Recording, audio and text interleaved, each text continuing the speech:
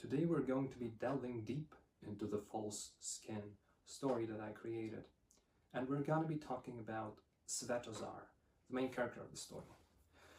Now, Svetozar, first of all, why is his name such as this, Svetozar?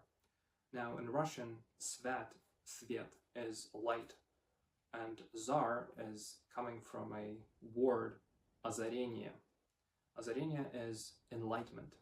Now, so basically, the name Svetozar can be translated into enlightened by light, or a light hit him, so he is Svetozar, because he was not chosen by light, but light fell upon him, as if granting him his grace, the grace of light. Hence why the name of the character is Svetozar. And he's called like that by Bartholomew, the general of the Blue Warriors, of the soldiers who are fighting against the Yellow Ones, those who live on the other supersphere. And at first, as all the other soldiers, as all the other humans, Svetozar is gradually he's becoming a warrior, right? He's going through rigorous training. He wants to become a soldier like no other. He always has Bartholomew, the general, who saved him from the Yellows, from his mortal enemies, right? He always has him by his side as an icon, as someone who's his hero. He wants to be like him. And so there is always, this great picture of this godly figure of Bartholomew, the ideal soldier, the ideal general, and Svetozar wants to become just like him. And of course, he's not thinking about, like, why is he killing those other people who have the same armor plates on their bodies, only eyes are visible, right? The only thing that is different is, again, the yellow color around their personal numbers, and obviously the color of the armor itself. But I mean, the main difference is the color, yellow or blue. That's what decides who you are fighting against and who's your ally. Now, Svetozar is not thinking about this at all right now. He's thinking about how to become the greatest soldier to match Bartholomew himself. But during the siege of the citadel of Dalibor, one of the greatest generals of the Yellows, Bartholomew dies in a duel against this ruthless killer.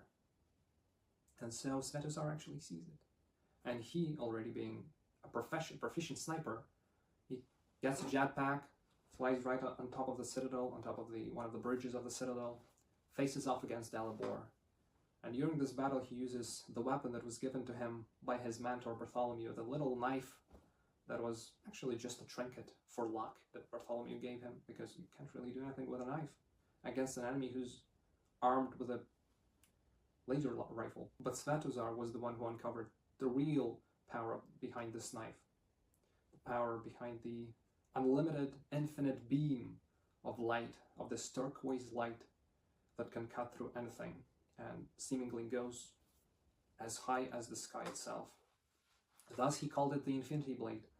And so he fought Dalibor, who miraculously survives the encounter.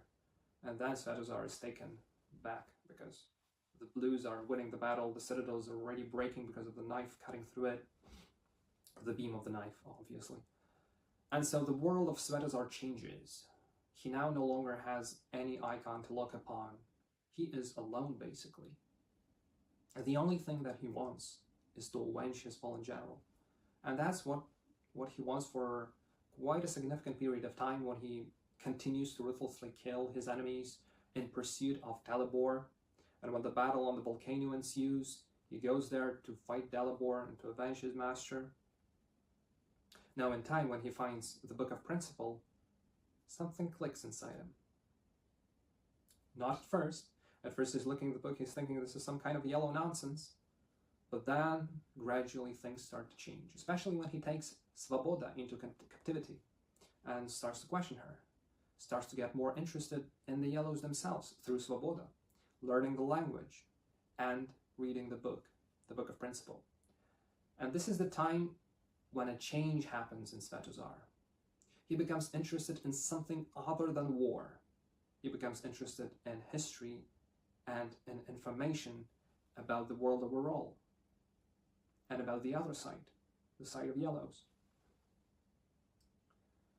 And so when Swoboda gets rescued by Dalibor and other yellows from the prison, and Svetozar pursues them, and then he falls right from the spaceship, from the interceptor, he finds himself in a strange place with strange creatures, mechanical creatures. He sees the truth before his eyes for the first time. He sees how children are being put inside the armor, how are they being brainwashed about the war, about their purpose in life.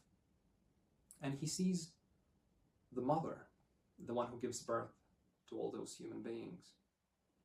And at first, he thinks that this too is some sort of a trap of yellows. But then the realization comes that this is something completely different. Obviously. After that happens, there is no turning back. And in time, even his friends become distant from him. His fellow soldiers, his comrades, they no longer understand Svetozar. They think that he has gone mad from all this connection with the yellow girl, Svoboda. But the truth is, Svetozar is changing for the better. He's starting to open his eyes, truly open his eyes to the truth of the world.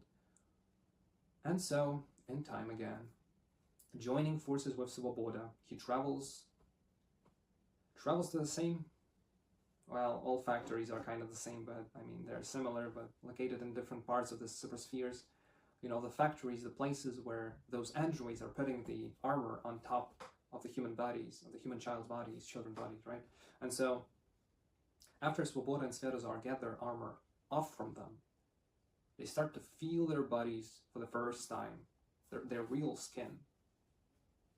And this changes everything. They start to realize how fragile they are. They start to realize that this war of killing each other it has no meaning. It brings suffering. The victors are happy, but those who are defeated feel nothing but pain. And in time, what will happen when there shall be no more enemies left? The victors will remain, but then again, they will need an enemy to slay. And this is another topic, another philosophical topic we can touch upon in the later videos, but in regards to Svetozar, we can see this change in his mentality, in his understanding. First, he's kind of reluctant to accept his flesh, his skin, the sweat, the nastiness. But then he realizes, through the help of Svoboda, that this is how nature intended humankind to be. And so with this realization, and armed with the truth, they strive to share it with the rest of their comrades and even their enemies. And so their adventure begins, a new type of adventure. Now,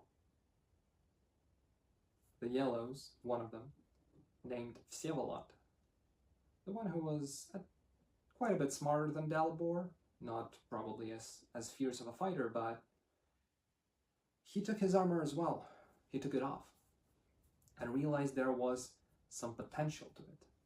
He was the one who desecrated the corpse of the great lord by cutting it down and saying the new era has come.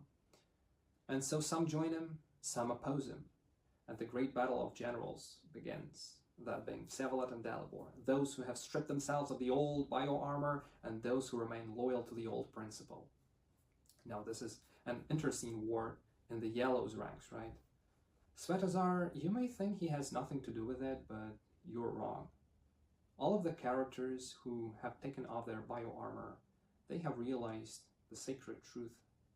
The truth that was always on the surface, but no one was just looking at it. The book was the key to it, and Svetozar and Svoboda were the first to find out about it. And then, of course, through the android, they found out the true history of events, basically, of how humankind came to be the way it is, and how to change it back. Now, to change everything back, you have to deal with the culprits, them being the androids left by the old masters.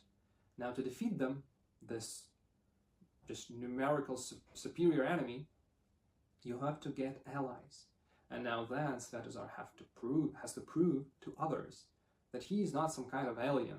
He's not some kind of, I don't know who, but not a human. That he is truly a human of flesh and blood. And the others are just like him. The only thing they have to do is strip themselves of the false armor, of the false skin. And so this happens, and in the end, the androids are defeated. And finally, peace is brought to the world.